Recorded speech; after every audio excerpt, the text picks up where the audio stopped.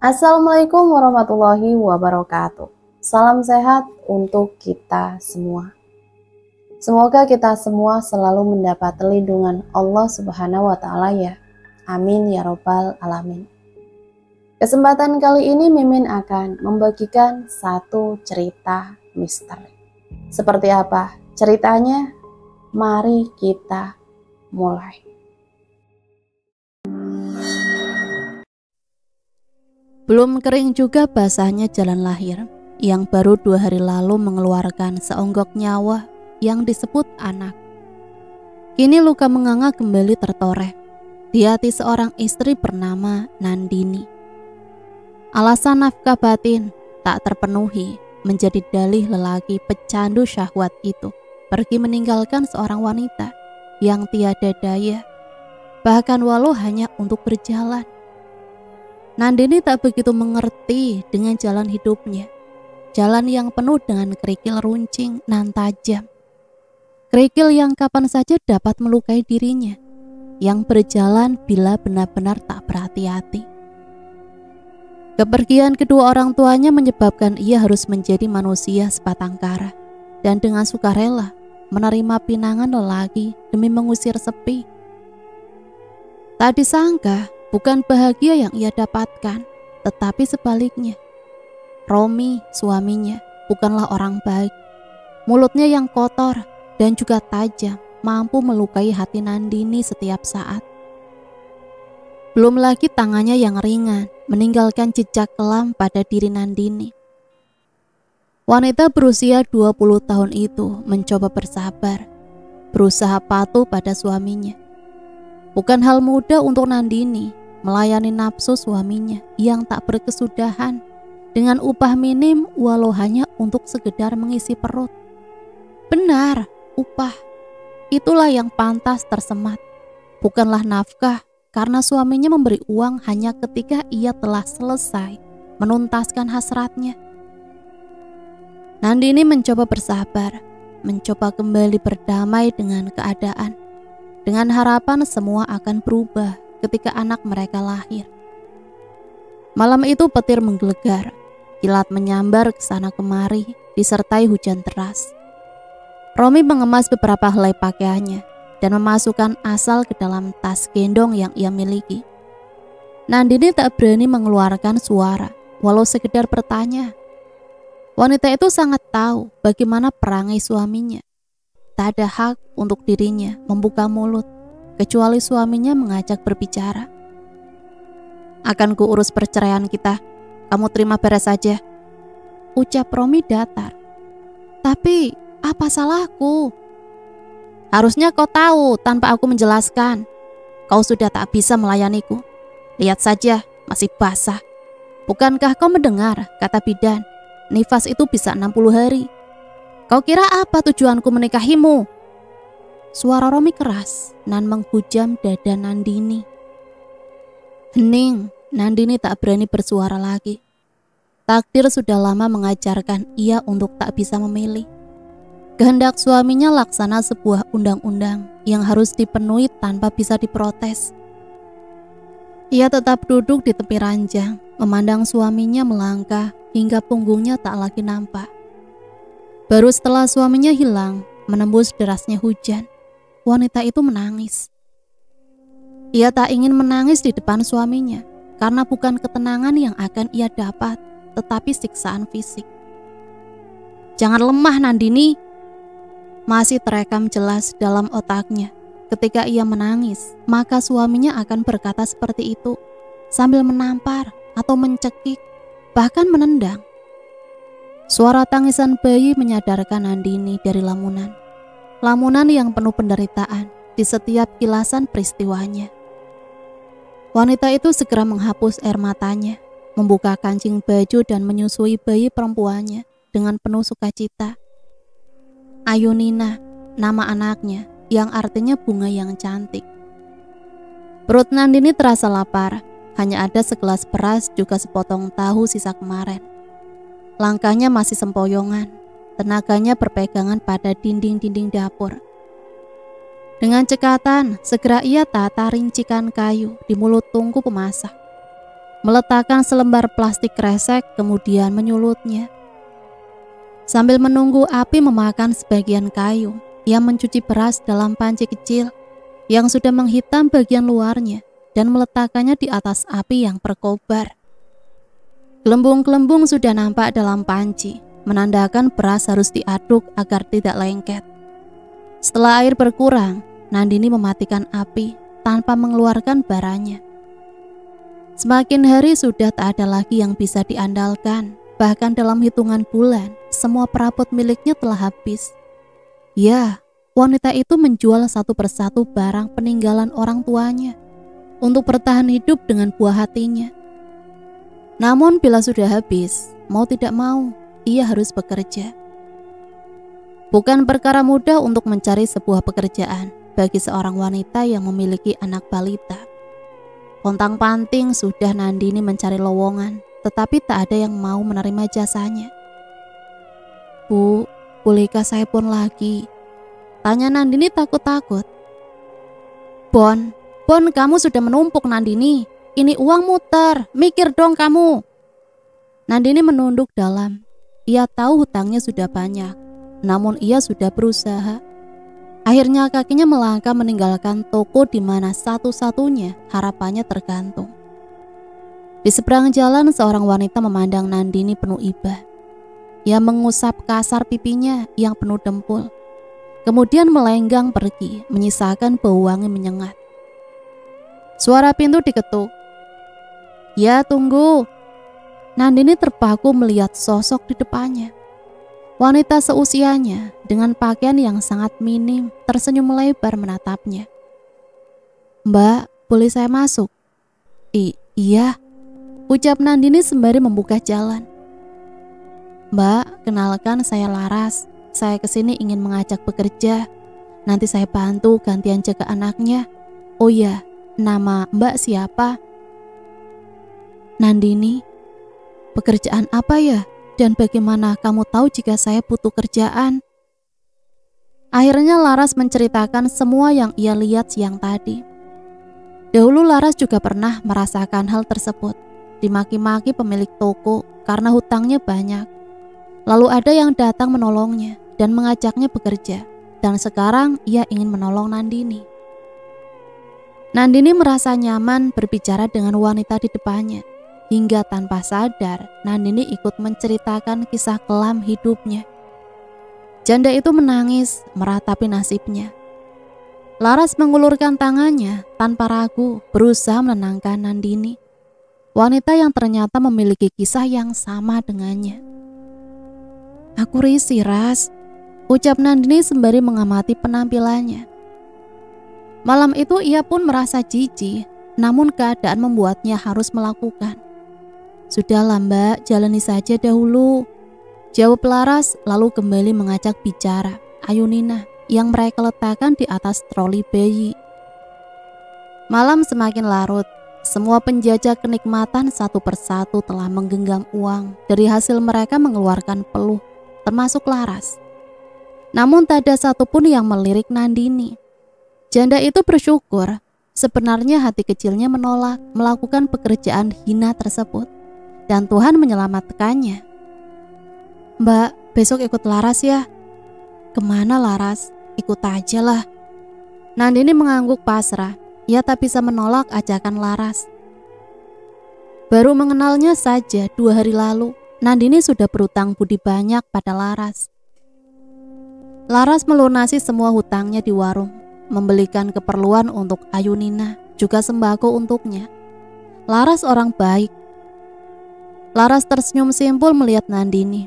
Ia terlalu bersemangat membantu sehingga ia lupa bahwasanya hampir semua wanita yang ada di sana menggunakan susuk atau juga ilmu pengasihan termasuk dirinya. Pagi menjelang mereka berdua masuk ke sebuah bilik kecil yang tersedia di lokasi di mana mereka bekerja. Nandini kembali mengenakan pakaiannya sendiri dan memasukkan pakaian yang Laras pinjamkan ke dalam kantong kresek. Mereka berjalan menyusuri jalanan. "Mbak, kamu pulang dulu istirahat, nanti malam aku jemput." "Iya Laras." Keduanya berpisah di persimpangan jalan. Nandini tersenyum lega. Setidaknya ia tidak lagi bingung soal makan. Tanpa ia tahu, nasib lebih buruk mengikuti langkahnya. Gelap mulai mendekap, dingin semakin mengusik. Namun tak urung menyurutkan langkah Nandini dan Laras untuk menembus pekatnya malam. Suara deru kendaraan roda 2 saling berkejaran. Satu sepeda berboncengan 2 dan satu lainnya sama. Hanya saja terdapat tambahan bayi kecil dalam pelukan.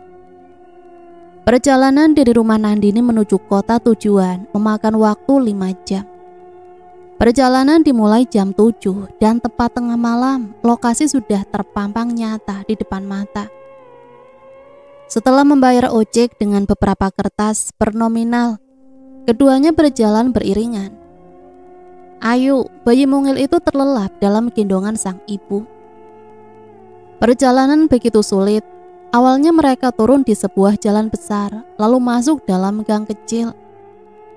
Gang yang sangat gelap, melewati kebun-kebun, dan kembali masuk dalam gang lebih kecil. Tak ada lagi rumah penduduk di sepanjang perjalanan kali ini.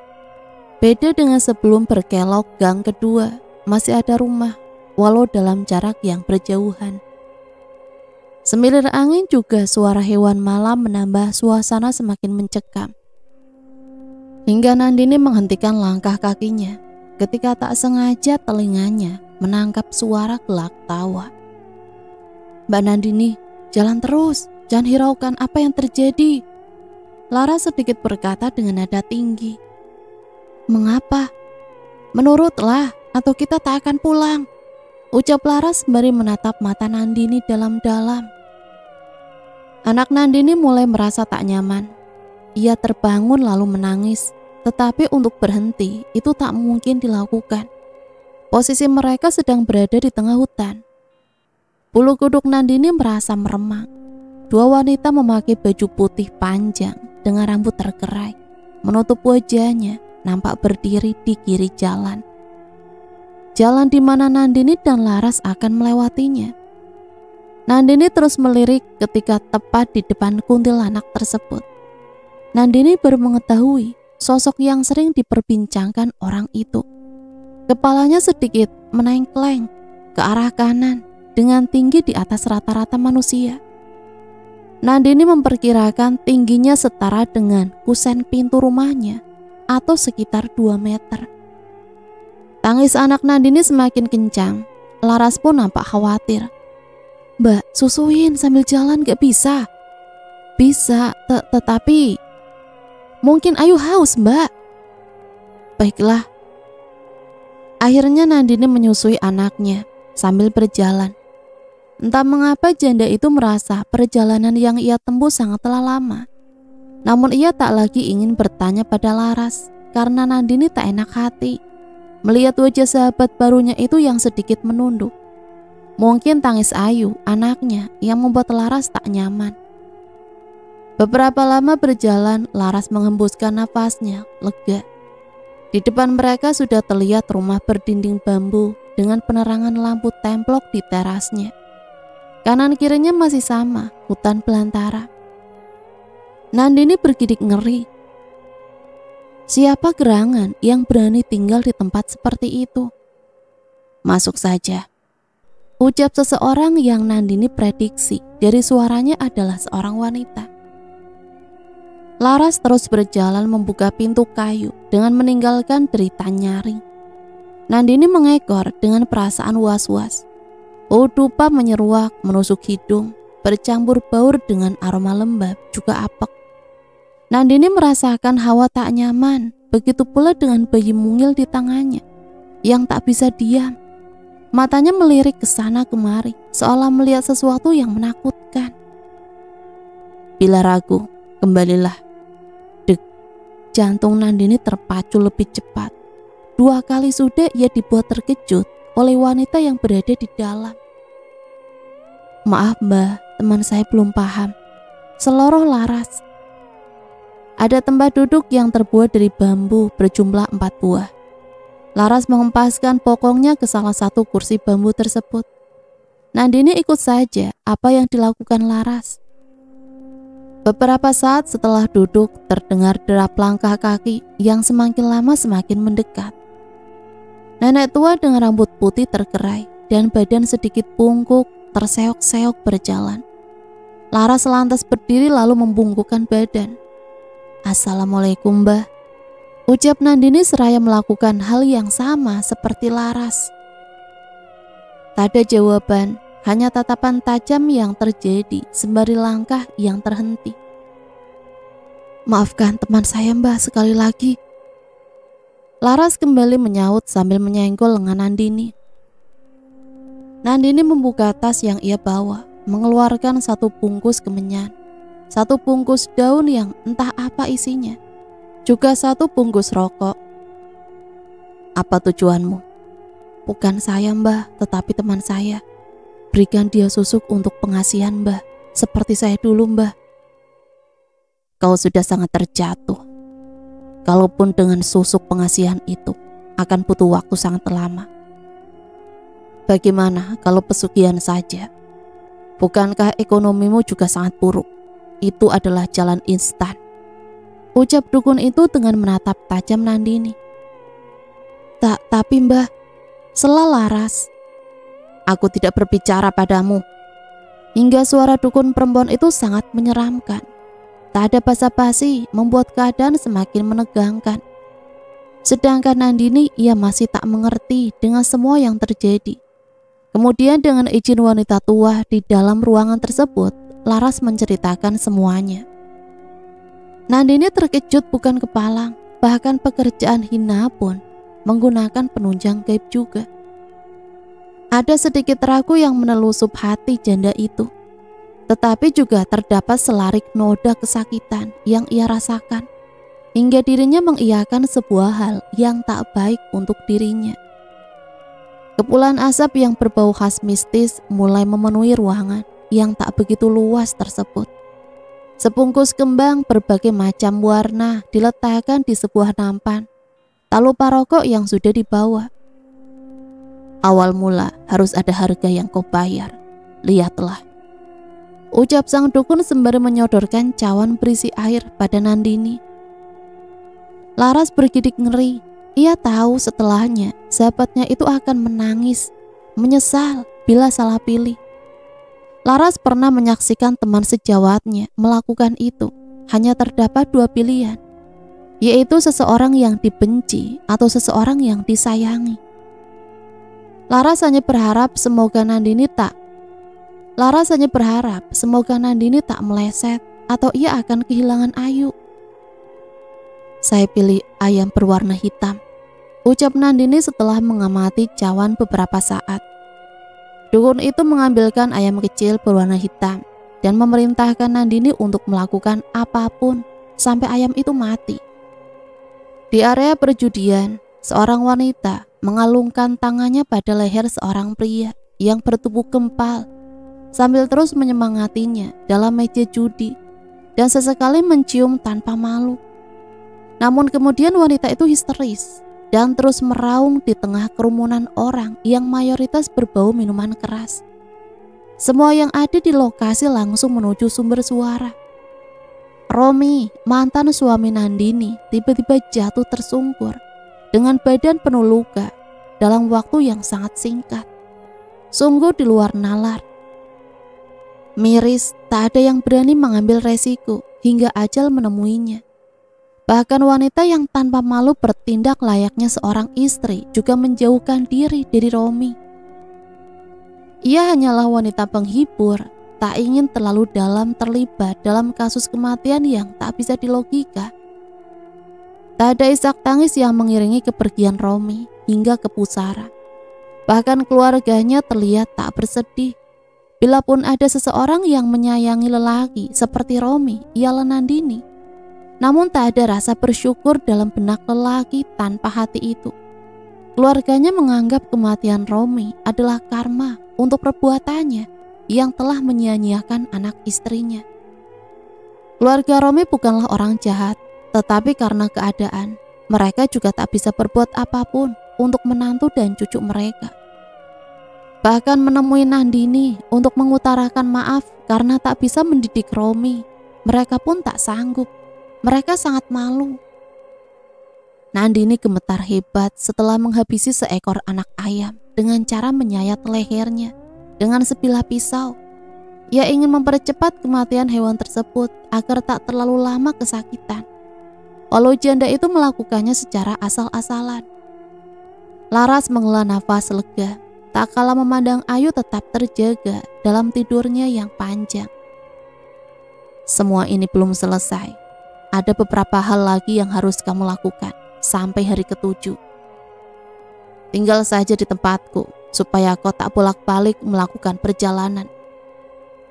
Mata Laras membulat, ternyata lebih lama daripada dirinya yang selesai hanya dengan sekali datang. Mbak, apa aku pulang dulu ya besok pagi sama Ayu? Aku harus kerja karena ada jadwal untuk besok malam. Kasihan Ayu juga bila di sini, ujar Laras. Tapi Ayu masih ASI. Begitu lebih bagus, tak akan kerepotan dengan adanya bayi. Kembali dukun tua menyahut. Laras dan Nandini berpandangan sejenak, lalu sama-sama mengangguk. Tuan rumah mempersilahkan mereka istirahat terlebih dahulu di sebuah bilik kecil. Hanya ada satu ranjang tempat tidur yang terbuat dari bambu atau sering disebut amben dengan alas tikar di atasnya.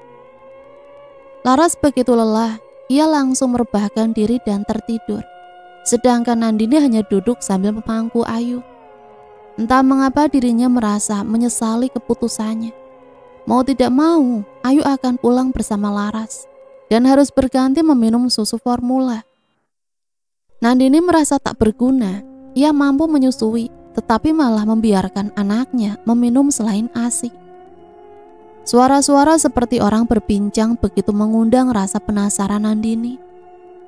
Tak begitu jelas, namun Nandini tahu suara itu berasal dari ruang sebelah. Nandini meletakkan anaknya tidur di samping Laras. Ia berjalan mengendap dan memicingkan mata, mengintip dari lubang bilik yang memang ada banyak celah walau kecil. Nandini terpaku, kakinya merasa kram, badannya terasa berat, juga mulutnya yang tak dapat berbicara. Ia melihat dengan jelas nenek tua itu berhadapan dengan sosok berbulu dengan mata merah menyala dan taring yang sangat panjang dan runcing. Tidak sopan.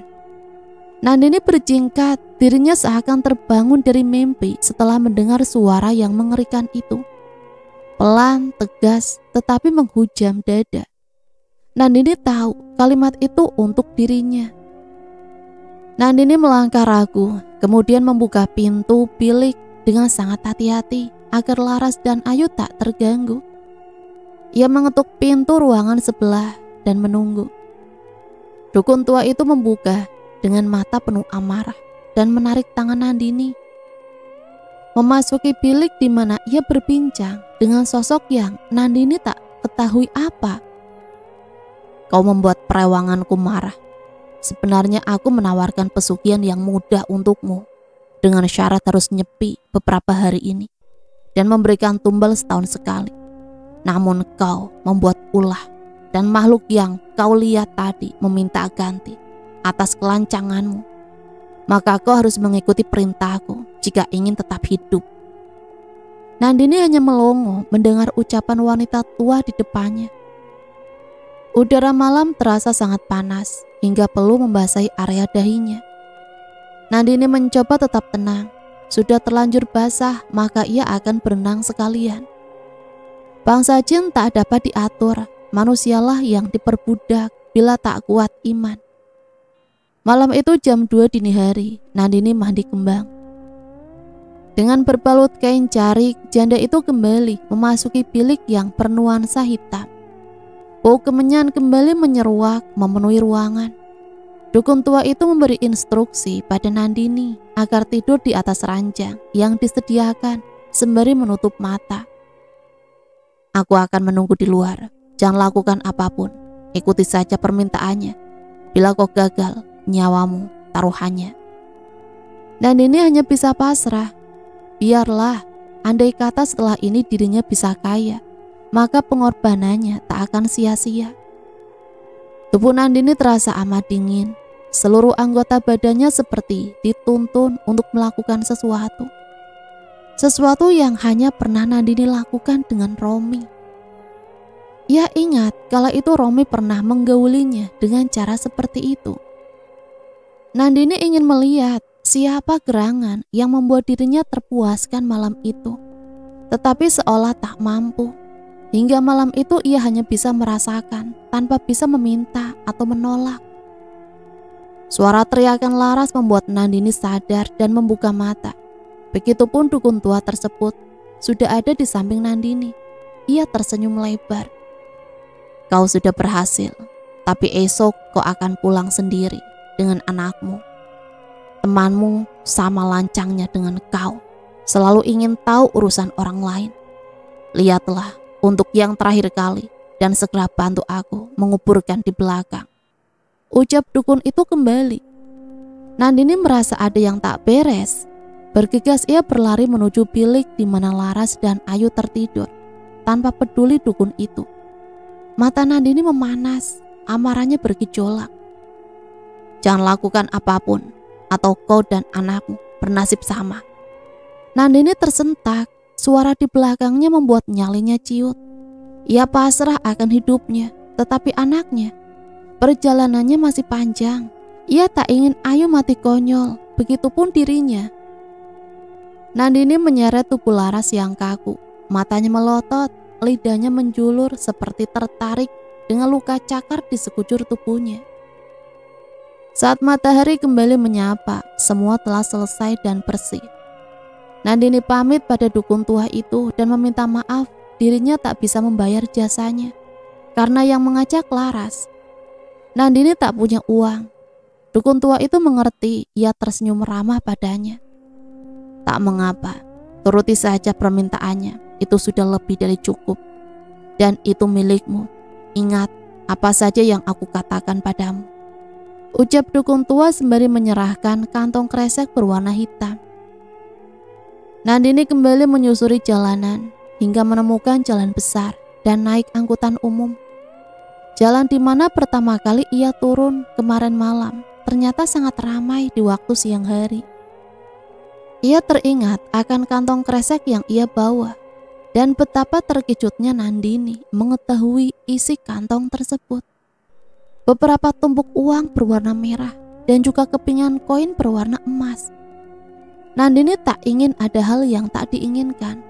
Segera ia selipkan kantong tersebut ke dalam kain jarik untuk menggendong Ayu. Nandini telah dikuasai nafsu. Ia sudah lupa akan keadaan orang yang menolongnya. Walau pada jalan yang sesat, dalam pikirannya sekarang hanyalah harta dan harta. Baru saja kaki memasuki pintu, suara sumbang tetangga terdengar menyebut namanya.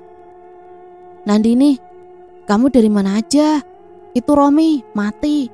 Aku kemarin mau ngabarin, nyari kamu gak ada. Soalnya langsung diurus dan diberangkatkan jam 3 malam kemarin. Apa? Nandini jatuh luruh dalam pelukan bumi.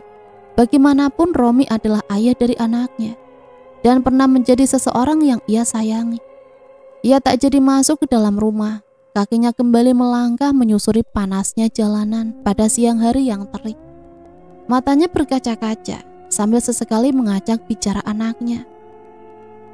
Rumah sederhana di mana ia dan Romi melaksanakan ijab kabul telah terpampang. 2 orang lelaki dan perempuan tua berlari menghampiri Nandini. Ada guratan perih di mata keduanya. Memang apapun yang terjadi, yang namanya orang tua tak akan bisa membohongi dirinya bahwasanya mereka benar-benar tak peduli pada anak mereka.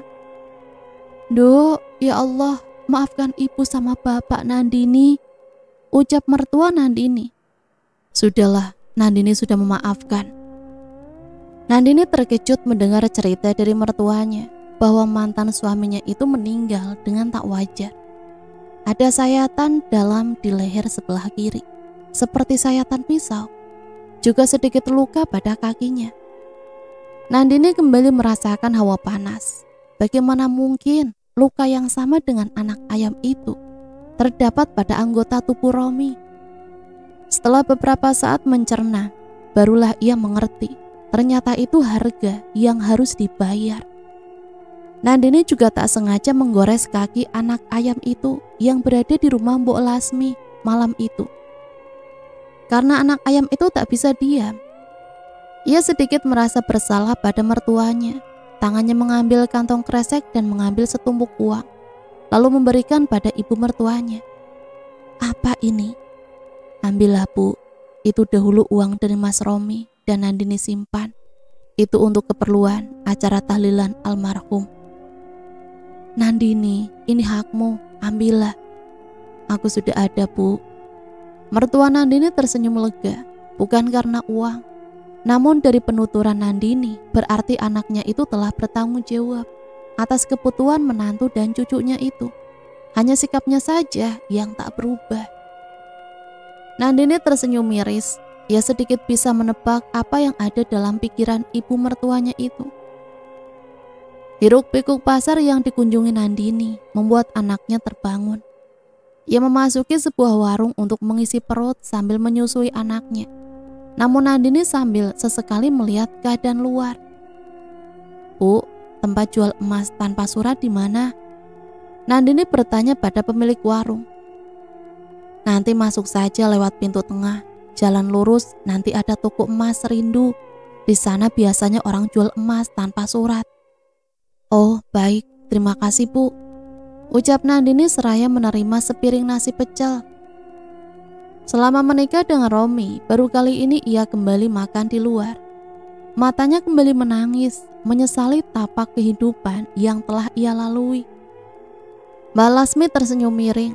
Sepeninggal Nandini, dirinya semakin miris melihat manusia semakin hari semakin bodoh. Tak ada pikiran logis di otak mereka. Jalan instan pun menjadi pilihan. Tak mengapa, dukun tua itu membatin. Semakin banyak dirinya menyesatkan golongannya, maka semakin besar keuntungan yang ia peroleh. Berhubungan dengan bangsa jin bukan sekedar sebuah hobi, tetapi imbal balik yang didapatkan begitu luar biasa. Bertambahnya ilmu, disegani, ditakuti, dan banyak lainnya. Mbak Lasmi kembali menengok gundukan tanah yang masih basah. Matanya memanas. Ia teringat saat dirinya masih bersih dari ilmu hitam. Anak dan suaminya menjadi korban kebingasan manusia serakah yang ingin menguasai tanah miliknya. Selayaknya keluarga lain, Mbak Lasmi beserta suami dan anaknya melawan sebuah kezoliman. Malang keadaan membuat mereka terbungkus. Tak ada keadilan untuk Mbah Lasmi dari semua orang yang patut melindungi masyarakatnya, apalagi kalau bukan soal uang. Hingga duka lara menyebabkan Mbah Lasmi sesat dan tak segan menghabisi siapapun yang mencampuri urusannya, termasuk wanita Malang bernama Laras. Sebenarnya Nandini juga akan dihabisi, tetapi makhluk yang ia rawat menginginkannya. Dan Laras sahabatnya itu berniat menggagalkan ritual yang sedang berlangsung dalam ruangan pribadi Mbah Lasmi. Tak perlu dukun tua itu angkat tangan. Jin suruhannya akan dengan sigap melakukan semua perintah Mbak Lasmi. "Aku hanya ingin kau pasangkan dia susuk, Mbah, tak lebih. Pesugihan itu sangat beresiko. Andai ada jalan yang putih, kami tak akan memilih jalan yang hitam," bentak Laras malam itu pada Mbak Lasmi. Wanita tua itu kembali tersenyum dalam lamunannya. "Memangnya siapa kamu, Laras, mau mengaturku dan berkata jalanku hitam?" Nandini menyembunyikan senyumannya. Koin-koin emas yang ia punya mendapatkan ganti uang yang tak terhingga banyaknya. Ia berpikir tak ingin lagi kembali ke rumahnya. Keadaannya sekarang akan membuat orang menghakimi dirinya. Dia sangatlah tahu kehidupan di lingkungannya. Banyak orang berhati busuk mengelilingi dirinya. Langkahnya terus bergerak mencari kendaraan yang bisa ditumpangi untuk menuju kota. Kota tujuannya adalah kembali ke sekitar tempat Mbah Lasmi agar ia mudah mengunjungi dukun tua itu bila ada kesulitan. Kebetulan ketika perjalanan pulang dari rumah Mbah Lasmi, netranya menangkap sebuah harapan, yaitu banner soal rumah yang dijual. Waktu sudah kembali malam ketika Nandini sampai di kota tujuannya. Tak ingin membuang waktu lama, bahkan jual beli rumah pun deal dalam waktu sekejap. Untuk ukuran rumah yang tak terlalu mewah, harga yang dibayar Nandini sangatlah besar. Tapi tak jadi masalah untuknya karena tak mengurangi seperempat hartanya. Walau sempat kosong, rumah itu nampak bersih. Ada 3 kamar tidur yang tersedia. Nandini tersenyum puas sekali lagi. Keberuntungan sedang memihak padanya. 1 kamar untuknya, 1 kamar untuk Ayu, dan 1 kamar lagi untuk tempat pemujaan, sesuai pesan Mbah Lasmi. Dirinya harus menyiapkan kembang poreh, kemenyan, juga rokok pada malam Jumat Wage. Aneh, biasanya hal mistis terjadi Jumat Kliwon, tapi dirinya malah Jumat Wage. Sedangkan untuk tumbal Nandini tak harus bingung. Janda itu cukup memilih siapa orangnya dengan memberikannya tanda. Memberikannya uang banyak dengan cuma-cuma pada calon korban adalah penanda. Waktu terus berjalan, Nandini tak hanya diam menikmati hasil, ia melayani makhluk tak kasat mata. Janda itu membuka sebuah usaha travel, rumah makan, dan juga mendanai usaha pertambangan ilegal. Nandini semakin berwawasan dan mengubah dirinya menjadi idaman semua pria yang mengenalnya.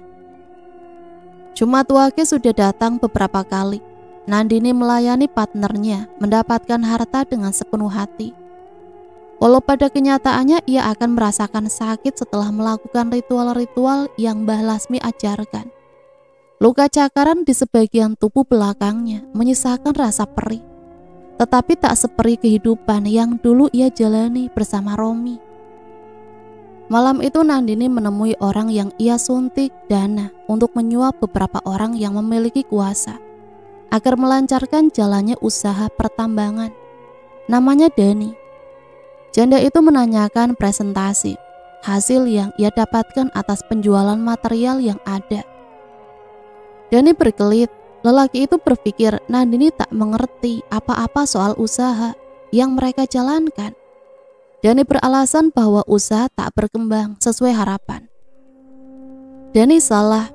Dengan uang Nandini bisa melakukan apapun. Tentunya ia sudah memikirkan semua resiko yang terjadi ketika harus bekerja sama dengan orang yang culas. Ada hasil 25 juta untuk kau Nandini.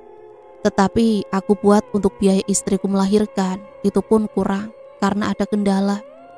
Aku janji akan memberikan hakmu, beri aku waktu, ucap Dani dengan wajah yang dibuat-buat. Apa? Istrimu melahirkan? Mengapa kau tak mengabariku, Dani? Apa kau masih memerlukan uang untuk biaya istrimu? Mengapa kau tak berbicara padaku? Berapa uang yang masih kurang? Tanya Nandini berpura-pura prihatin. Mungkin sekitar 50 juta lagi. Aku ambil kelas nomor 1 dengan pelayanan terbaik. Kau tahu kan biayanya? Mata Dani berbinar cerah. Ia seperti tertiup angin segar. Nandini menuju mobilnya dan mengambil beberapa gepok uang berwarna merah dan biru. Menyerahkan begitu saja pada Dani. Bagaimana aku membayarnya, Nandini? Siapa yang mengatakan ini hutang? Aku memberikannya untukmu sebagai tanda kerja sama kita. Apa kau menyetujuinya? Iya Nandini, aku setuju, sangat setuju. Manusia serakah. Nandini membatin, seraya berjalan meninggalkan orang yang sebentar lagi akan menemui ajalnya. Bu, Ayu sudah tidur. Apa saya bisa pulang? Ucap Simbo yang bekerja di rumah Nandini. Boleh Mbok, pulanglah. Bu, bolehkah Simbo meminjam uang malam ini untuk membeli seragam cucu? Tak banyak, hanya 75.000 saja, Bu. Nandini bergeming. Sebenarnya bukan masalah untuk Nandini. Tetapi dengan nominal yang pembantunya itu sebutkan, membuat dirinya bingung. Itu uang yang sangat sedikit untuk Nandini. Jika dihitung hutang, ia tak enak hati pada Simbo. Tetapi jika diberikan dengan cuma-cuma, bahaya untuk pengasuh Ayu tersebut. Entahlah, beberapa hari yang lalu ia menemui Mbah Lasmi. Perjanjian awal telah berubah semua tanpa pilihan setuju atau tidak. Bila tahun pertama ia masih bisa berbagi dan beramal, tahun kedua tak ada harta sedikit pun yang bisa janda itu keluarkan kecuali untuk Ayu, atau penerima akan menjadi tumbal. Hal itu menjadikan Nandini sosok yang pelit dan perhitungan. Bisa, tapi ini hutang, jangan lupa bayar, cerca Nandini pada pembantunya malam itu. Setelah kepergian Simbo, Nandini membuka gawai keluaran terbaru yang baru saja ia beli kemarin. Ada beberapa chat termasuk dari Chandra, bawahan Dani. Chandra mengabarkan bahwa bosnya itu terlindas truk angkutan material sepeninggalan Nandini. Tak lupa beberapa gambar yang menampakkan keadaan terakhir Dani. Nandini menyunggingkan senyum kemenangan. Besok semua usaha itu akan menjadi miliknya dengan uang yang semua akan berjalan dengan mudah. Nandini mengenakan pakaian tipisnya menuju kamar pribadi. Semua perlengkapan telah tersedia. Jumat Wage, saatnya ia mencari uang dengan mengeluarkan tenaga. Mata Nandini mengerjap, janda itu merasakan kembali perih pada punggungnya. Namun seketika rasa itu lenyap ketika netranya menangkap sesuatu yang berkilau di atas kasur. Terima kasih, Nandini. Suara tangisan pilu terdengar mengiris hati. Gadis kecil berteriak memanggil nama ayahnya, juga seorang wanita berkerudung, mencoba menenangkan.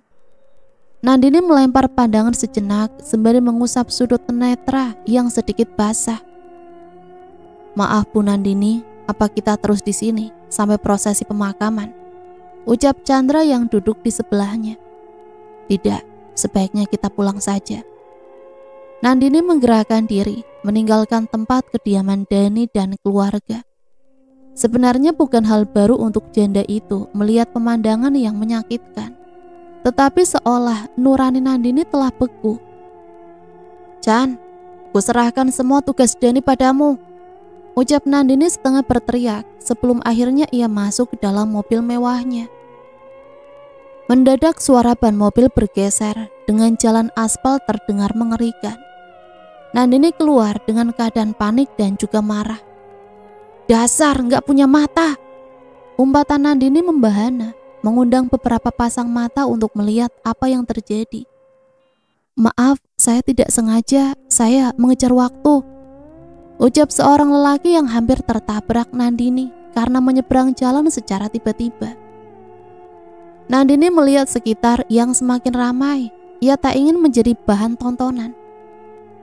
Akhirnya dengan perasaan dongkol, janda itu masuk kembali ke dalam mobil tanpa pedulikan permintaan maaf lelaki di depan mobilnya. Jam sudah menunjukkan pukul 9. Perutnya meronta, meminta diisi. Dan Nandini memutuskan untuk pulang saja makan bersama Simbo. Walau Nandini yakin pelayan dan anaknya pasti sudah makan sedari pagi. Mobil dipacu semakin kencang. Ia ingin segera bertemu dengan anaknya. Entahlah, akhir-akhir ini Nandini sering jenuh dengan kehidupannya. Hartanya banyak, tetapi ia seolah tak bisa menikmatinya dengan bahagia. Ada sudut yang bersedih di salah satu organnya. Kedatangannya tepat di halaman rumah sudah disambut oleh Simbo dan juga Ayu. Nandini melihat sepeda motor terparkir di sisi sebelah taman kecil miliknya. Apa ada tamu, Mbok? Iya Bu, katanya sudah ada janji. Nandini mengambil ponsel dan memesan beberapa makanan dari sebuah aplikasi. Pagi tadi ia tak jadi memesan karena pelayan sekaligus pengasuh anaknya itu izin untuk masak saja. Sebenarnya Nandini mampu menyewa pembantu untuk masak, tetapi ia tak mau. Dirinya terlalu takut bila semua kegiatannya bocor, keluar. Tak ada yang dipercaya Nandini kecuali si Mbok Sri. Pelayannya itu orang yang jujur, bekerja keras dan konsisten. Beberapa kali Nandini hampir menjadikannya tumbal ketika tak ada pandangan, tetapi gagal karena ia tak mau mengambil uang secara cuma-cuma dari Nandini. Begitupun larangan Nandini untuk mendekati kamar pribadinya, Mbok Sri patuhi. Kamu, ngapain kamu kesini? Nandini berteriak pada tamunya. Maaf, saya mencari Bu Nandini, jawab lelaki itu sembari menunduk. Dirinya menebak ia dalam posisi yang sulit. Saya sudah ada janji dengannya hari ini jam 10 siang. Sambung lelaki itu lagi. Kamu Aris? Benar. Sudah saya putuskan, kamu tak diterima bekerja di tempat saya. Tapi kenapa, Bu? Masih saja bertanya. Kejadian beberapa waktu lalu sudah menunjukkan bukti jikalau kamu tak punya skill di jalanan. Nandini bersikeras dengan pendapatnya. Tolong, saya butuh biaya untuk anak yatim piatu melanjutkan hidup, Bu. Nandini mengembuskan nafas kasar ketika ingat semua kegiatannya yang melelahkan. Kemudian segera ia mengangguk pasrah. Baiklah, mulai besok kamu bisa kerja di sini. Ketentuan seperti yang saya katakan kemarin siang via chat. Ada yang kamu tanyakan? Bila tidak, pergilah. Saya ingin istirahat. Lelaki itu menggelengkan kepala, kemudian menundukkan badan dan segera pergi meninggalkan rumah mewah Nandini. Makanan pun telah datang dan sudah terhidang di meja. Mbok Sri sudah menyiapkan semuanya. Mbok, kita makan dulu, bawa Ayu kemari. Si Mbok sudah kenyang, Bu, terima kasih. Sebentar, biar saya ambil non Ayu. Panggil Ayu saja, Mbok. Beberapa kali sudah saya katakan, sekalian panggil saya Nandini saja, jangan Bu. Tapi saya tak enak, Bu. Baiklah, tetapi panggil Ayu tanpa non. Mbok Sri hanya mengangguk lalu pergi mengambil Ayu yang sedang bermain di kamar. Lalu membawanya untuk Nandini. Hanya sebentar ibu itu mengecup pucuk kepala putrinya, lalu mendekapnya sebentar. Bukan tak ada waktu, tetapi Ayu selalu saja menangis ketika dekat dengan Nandini. Janda itu semakin merasa kesepian, tak ada lagi gairah hidup. Barulah ia menyadari betapapun banyak sebuah materi tanpa senyuman, tak ada sebuah kebahagiaan yang berarti. 2 tahun sudah ia hidup dalam kubangan tangis dari para keluarga yang ia jadikan tumbal kekayaannya, juga tangisan berontak dari putrinya sendiri. Waktu semakin berlalu, Nandini sering menangis di malam-malamnya. Ada rasa sesal yang bergulir sepanjang harinya. Dan menjadi gumpalan raksasa yang kadang mempengaruhi nurani agar mengakhiri semua perbuatannya. Segalanya semakin berubah dengan konyol.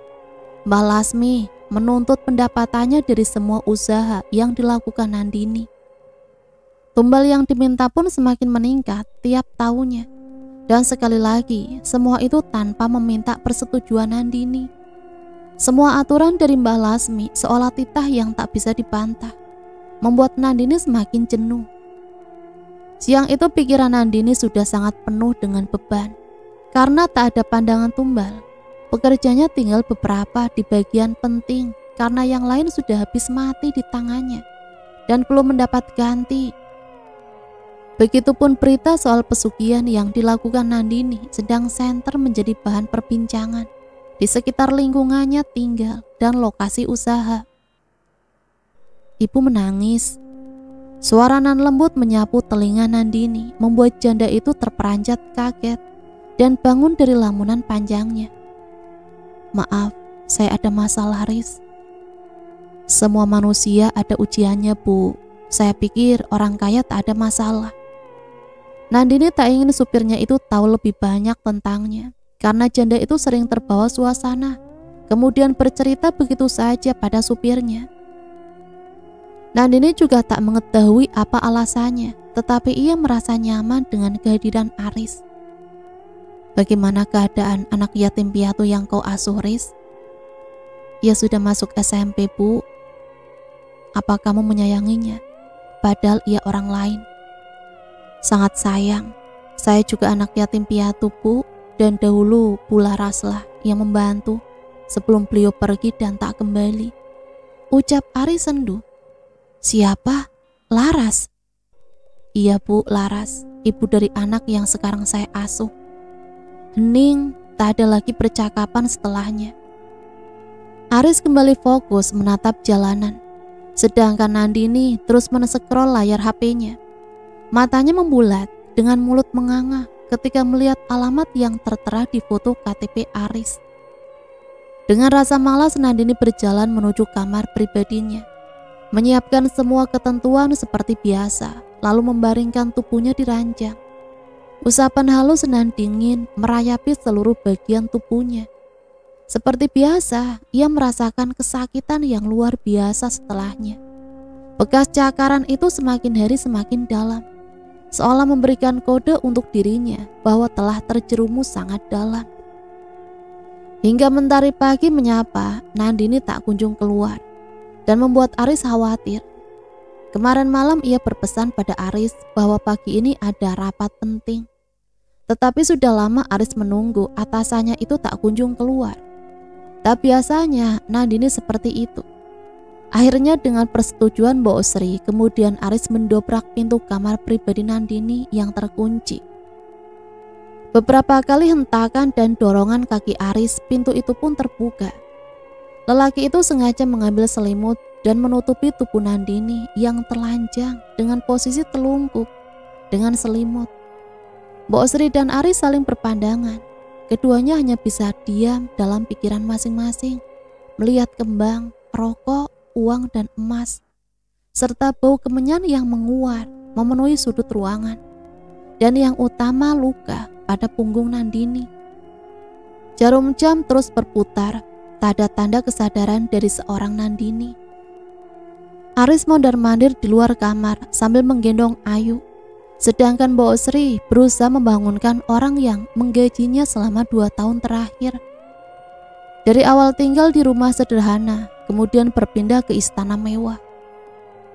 Mbok Sri tak tahu, ia pikir semua itu hasil kerja keras Nandini, yang tak tahu soal waktu untuk berbisnis dan mengembangkan usaha. Ternyata di balik kesibukannya ada tabir yang tersembunyi. Tanpa sadar kedua pelupuk matanya basah. Dahulu saat pertama kali ia mengenal Nandini, wanita itu memang terlihat sangat memprihatinkan. Penampilannya yang sederhana, badan kurus kering, serta wajah kusam tak terawat. Setiap malam sebelum dirinya pulang, Nandini selalu menangis, bercerita sembari mengingat masa-masa sulitnya hingga ia ditinggalkan sang suami.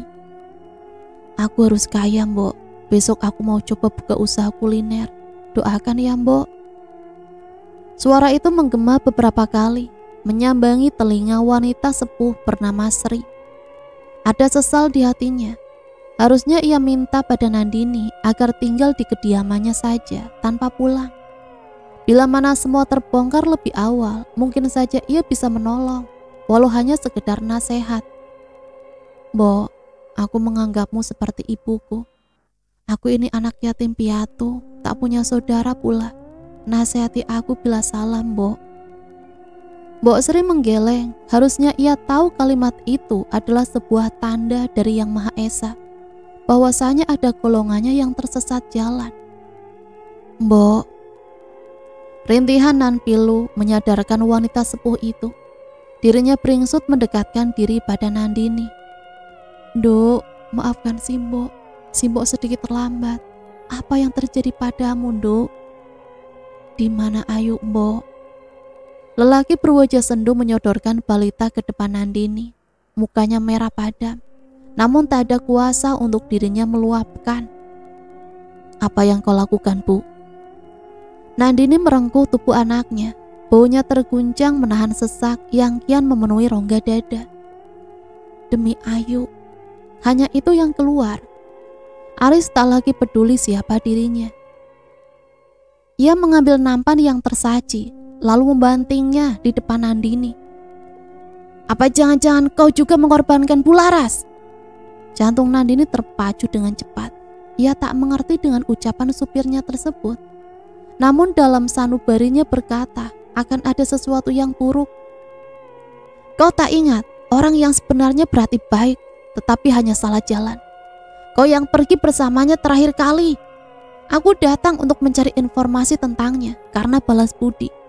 Anaknya menangis siang malam, berharap suatu keajaiban. Aku pikir tuduhan orang tentangmu salah, dan ternyata..." Aris terjatuh luruh. Biarlah ia membongkar semua tentangnya. Semua telah terbukti dan Nandini tak bisa menyangkal semuanya. "Aku akan bawa kasus ini ke meja hijau."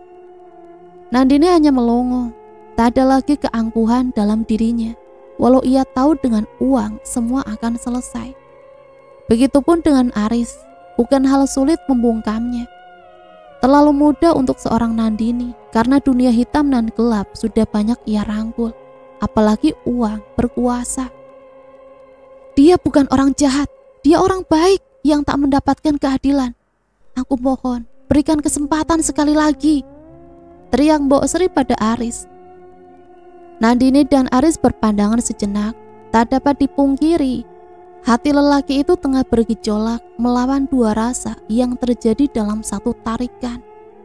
Ia harus menegakkan keadilan, apalagi ada gadis belia yang menunggu kabar darinya soal ibunya. Begitupun perasaan lain yang tumbuh sedikit demi sedikit karena keterbiasaan bersama. Beri aku kesempatan sekali, aku akan bertanggung jawab semuanya, ucap Nandini mantap. 4 orang berseragam polisi memborgol wanita sepuh yang berdiam dalam gubuk reot jauh dari pemukiman. Garis polisi mengitari lahan sepanjang 6 kali 23 meter tersebut. Tempat yang tak pernah dijamah manusia itu akhirnya penuh oleh nyawa yang dihantui rasa penasaran. Para petugas dari rumah sakit bahu-membahu menggali beberapa gundukan tanah sesuai arahan Nandini, yang juga didampingi oleh satu aparat. Hari itu Nandini masih berstatus sebagai saksi, entah lain hari nanti. Semua warga, bahkan Nandini tercengang, terlebih Aris dan Mbok Sri. Ada sekitar 19 kantong jenazah yang diangkat dari lubang galian yang berbeda. Waktu terus berjalan, menyusuri pergantian siang malam. Nandini menyelesaikan persidangan demi persidangan. Mbak Lasmi berhasil masuk dalam jeruji besi bersama segunung keangkuhannya. "Pengkhianat kau Nandini!" teriak dukun tua itu menggema. Tak ada suara dari seorang Nandini, hanya senyum miris yang sengaja ia ukir. Nyatanya sehebat apapun manusia, dengan alam gaibnya, ia tetap bersimpuh kepada para pemakai seragam coklat, menghampiri mereka. Tiba Jumat Wage, Nandini memilih berdiri di balkon rumahnya, menenggak bergelas-gelas minuman beralkohol tinggi. Kepalanya sudah merasa pusing, tetapi ada kelegaan di hatinya. Tak lagi terfikirkan oleh ritual atau apa soal dunianya. Dunia hitam yang sengaja ia geluti beberapa tahun terakhir. Mbok Sri dan Aris khawatir akan perubahan Nandini semenjak kasus Selaras terselesaikan. "Biar aku masuk, Mbok," pinta Aris. "Baiklah, aku mohon lakukan apapun. Manusia berhak mendapat kesempatan kedua. Begitupun kau sudah tahu Nandini juga korban dalam hal ini." Pintu diketuk beberapa kali, membuat kaki Nandini melangkah untuk melihat. Dengan sedikit kesadaran yang menaunginya. "Bu, maafkan aku telah menuduhmu soal Bularas." Aris berhenti di tengah pernyataannya karena mendapati Nandini jatuh di hadapannya. Dengusannya menghasilkan aroma yang khas. Aris semakin iba, sebegitukah hancurnya seorang Nandini menghadapi bulir penyesalan yang mengitari kesehariannya. "Aku ingin mempertanggungjawabkan semua perbuatanku, Riz. Aku mohon bantu aku. Besok ketika matahari menyapa, semua akan jelas." Aris bernafas lega, mungkin atasannya akan bertobat malam ini dan memulai semuanya esok pagi. Tak dikira tak dinyata, satu persatu kain yang Nandini pakai telah luruh. Tubuh wanita itu bersih, tak ada satu cacat pun, kecuali luka cakar pada punggungnya. Dalam ketidakberdayaan Nandini mencoba merayu Aris. Bukan rayuan, tetapi permintaan tolong. Aris lelaki normal, begitupun rasa cintanya pada Nandini membuat dirinya tak terkontrol juga. Dosa memanglah nikmat, begitulah kiranya kata yang tepat untuk mereka. Dalam sela percintaan yang mereka lakukan, Nandini tak kuat menahan tangis. Malam itu hari terakhirnya berdiri di bumi. Nandini memastikan semua itu sebelumnya. "Riz, maafkan aku melibatkanmu. Percayalah, hanya sekali ini. Aku titip putriku. untuk kembali pada jalan Sang Pencipta. Rasanya aku sudah sangat malu. Aris hanya mengangguk sembari menyelesaikan nafsunya yang tak terkendali. Hingga pada suatu saat Nandini menginginkan posisi lain. Aris lelaki dewasa, ia tahu akan maksudnya. Nandini tersenyum puas, sebentar lagi semua akan selesai. Jangan berhubungan dengan posisi menungging selain dengan Prabu atau orang yang memberimu kekayaan, atau kau akan membayar semuanya, ucap Mbah Lasmi kala itu. Seketika Aris berteriak ketakutan ketika sadar dari puncak kenikmatan yang ia teguk. Segera ia pakai celana dan baju yang teronggok di lantai, tanpa peduli lagi keadaan yang masih lemas, dan segera berlari menuju halaman depan. Seekor kera berukuran besar berlari kencang dan menabrak diri pada kendaraan yang lewat. Nandini! Belum usai apa yang ia saksikan, suara ledakan besar terdengar dari dalam rumah Nandini. Mbok Sri tergopok keluar sembari menggendong Ayu. Riz, Bu Nandini masih di dalam, teriak Mbok Sri. Kobaran api semakin membesar. Aris menahan Mbok Sri agar tak kembali masuk. Nandini sudah keluar, Mbok, bentak Aris keras sembari menunjuk kera besar di tengah jalan. Di pagi yang cerah, semua warga penghuni perumahan elit yang Nandini tempati nampak berbondong-bondong. Bisik-bisik pun tatapan tajam menghiasi tragedi naas itu. Ayu menangis histeris sembari menggoyangkan tubuhnya dan menunjuk lokasi di mana kera besar berwarna hitam legam itu terkapar bersimbah darah. Aris yang paham akan keadaan itu merengkuh anak malang tersebut, berjalan sempoyongan tak berdaya. Kamu paham, itu mamamu, Nduk, ucap Aris menahan sesak. Tak ada jawaban dari bayi berumur 2 tahun lebih tersebut, hanya tangisan yang menjadi responnya. Aris mendekati kera besar dan melepaskan Ayu di sampingnya. Tangan mungilnya memegang lengan jasad hewan yang teronggok tanpa nafas. Sesekali balita itu tertawa lalu menangis lagi. Tak ada harapan lagi. Dikembalikan lagi Ayu kepada Mbok Sri, masih dalam keadaan menangis. Aris melangkah cepat menemui satpam perumahan yang nampak bingung berusaha menghubungi pemadam. Setelah menunggu beberapa saat, setelah satpam itu menelpon, Aris menggenggam erat tangan lelaki tua tersebut. Bantu saya mengangkat kera yang ada di sana ya, Pak. Saya akan beri bayaran, ucap Aris serta memberi kode pada satpam tersebut. Di tengah hiruk pikuknya proses pemadaman, Aris sekuat tenaga menggali tanah yang terletak di belakang rumah Nandini. Raganya tak lagi mampu bertahan, tetapi nuraninya tak kehilangan arah. Tangannya terus menggali tanpa peduli buliran keringat yang terus mengalir. Nandini, sungguh aku telah jatuh hati padamu. Maaf, aku janji akan membawa Ayu bersamaku, merawatnya bersama Naina. Perkenalan singkat kita akan selalu kurindukan. Bayangan kebersamaan Nandini terlintas dalam kabut yang bersarang bersama derasnya air mata. Aris begitu paham Nandini bukanlah orang jahat, tetapi dirinya tak mampu karena keadaan. Apalagi setelah Aris tahu masa lalu Nandini dari si Mbok Sri. Tak bisa Aris menghakimi Nandini dari segi manapun. Untuk terakhir kalinya Aris memeluk Nandini. Walau wujud tak lagi sama, lelaki itu tahu getaran hatinya tak akan salah sasaran. Luka cakar pada punggung itu masih terlihat walau tertutup bulunan lebat. Aris semakin merasa yakin semua yang terjadi bukanlah halusinasinya.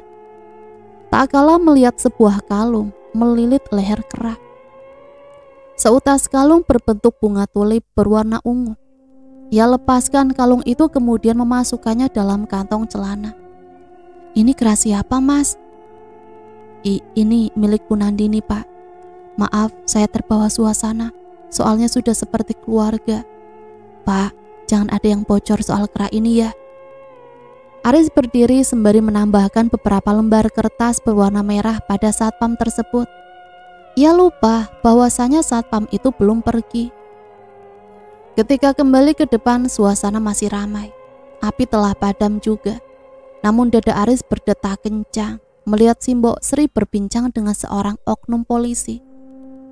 Nah, itu Aris. Riz, Pak polisi tanya saya soal kejadian tadi dan soal Bu Nandini. Jadi saya jelaskan bila tadi kita berdua mendengar suara ledakan, entah apa.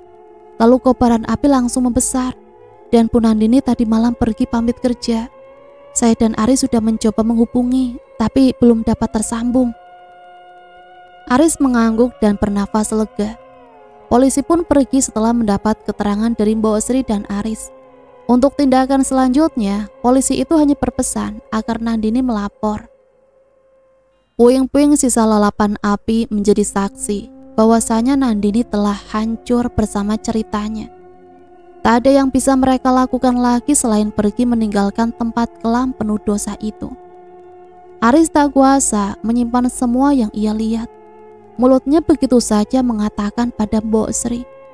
Asisten rumah tangga itu hanya diam, tanpa ekspresi. Semenjak Aris menunjukkan kerah besar yang terkapar di tengah jalan, batin Mbok Sri sudah menjelaskan. Dan saat itu semua telah benar-benar jelas. Aris merasa berdosa, Mbok. Demi Allah, aku tak tahu, Mbok. Sudah, Aris, mungkin memang semua sudah direncanakan oleh Nandini. Kita doakan saja yang terbaik untuknya. Riz, bagaimana dengan Ayu? Saya sudah tua, tak mungkin membawa Ayu. Pasti anak-anak tak akan setuju. Begitupun mereka tahu betapa pelitnya Nandini. Saya tahu pasti ada alasan yang kuat, tetapi saya tak ingin mengumbar aib. Biarlah kita saja yang tahu. Biar saya bawa, Mbok. Menemani Naina, anak yatim piatu yang saya rawat. Biarlah Nandini salah jalan dan saya tak akan biarkan anak kecil ini turut merasakan balak dari perbuatan ibunya. Biar Aris tuntun anak ini ke jalan yang benar. Mbok Sri dan Aris pun berpisah meninggalkan kota di mana mereka bekerja. Tentunya hanya membawa badan karena tak ada satu barang pun yang terselamatkan. Tangis haru terjadi di sebuah terminal yang terletak di sudut kota. Di sana Ayu dan Mbok Sri berpisah. Sebenarnya si Mbok ndak bisa meninggalkan kamu, Nduk. Kamu sudah seperti cucuku. Tetapi mungkin begini garis takdirmu, Nduk. Ayu terlelap sepanjang jalan di dekapan Aris, hingga kaki lelaki dewasa itu berpijak kembali ke rumah kecilnya. Rumah peninggalan orang tuanya sebelum pergi untuk selamanya. Bang, kapan pulang? Ucap gadis remaja yang baru masuk. Naina. Gadis remaja itu melihat dengan seksama tetangga yang sudah dianggap abang olehnya. Matanya menyipit ketika melihat anak kecil digendongan abangnya. Bang, bantu abang rawat dia ya. Ibu, doakan saja ya, ucap Aris sendu. Lantunan suci ayat Al-Quran menggema silih berganti, mengiringi hari bahagia Aris dengan wanita pujaannya. Walau di usia yang tak terbilang muda, Aris mendapatkan wanita yang sempurna, wanita yang tahu soal agama, begitupun pendidikan tinggi. Walau Aris tetaplah seorang supir di sebuah perusahaan yang melayani jasa penyediaan sopir maupun mobil, tetapi istrinya, Farida, tetap menerimanya. Dan Aris tak akan menjadi sopir lagi, melainkan bosnya, karena Farida adalah pemilik. Apa yang baik akan kembali baik, Bang. Betul, Bang. Selamat, semoga bahagia. Naina, Ayu, selesai sudah janji abang. Kalian berdua teruslah semangat menjalani hidup. Naina, sekarang tugasmu membiayai Ayu menempuh pendidikan yang lebih tinggi, karena kau sudah bekerja. Dan Ayu, tugasmu banggakan kakakmu Naina. Terima kasih, Bang, kami sayang abang, ucap dua perempuan beda darah tersebut. Sudah, nanti istri abang cemburu. Ayu, ini ada sesuatu, kamu simpan, ucap Aris seraya merogoh kantong celananya dan mengangsurkan sebuah kalung perliontin ungu. Hari itu, detik itu, semua telah berbeda. Kebaikan akan kembali pada pelakunya. Kebahagiaan tak akan salah tempat untuk bernaung. Sampai di sini saya pamit undur diri. Mohon maaf apabila banyak salah kata. Sampai berjumpa kembali di cerita-cerita misteri selanjutnya. Matur nuwun, wassalamualaikum warahmatullahi wabarakatuh.